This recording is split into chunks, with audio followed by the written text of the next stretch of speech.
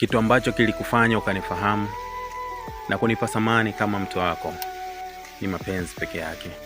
Lakini leo yamekwisha, nenda.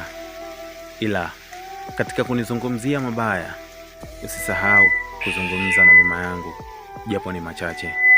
Najua sina kikubwa ambacho niliweza kufanyia ambacho unaweza kukaa ukikumbuka mara 100.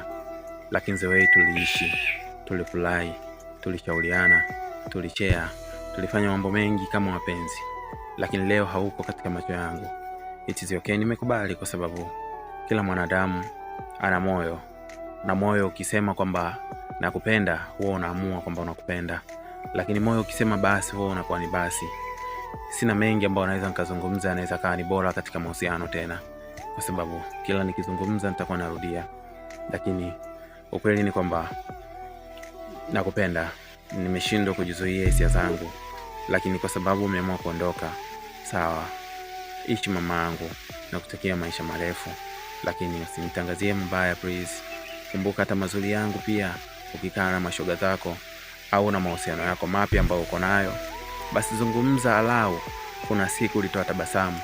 Mwanya wako ulionekana kwa kutabasamu ukifurahi kwa sababu yangu. Nilikupenda sana. Lakini bye bye. Kila la heri.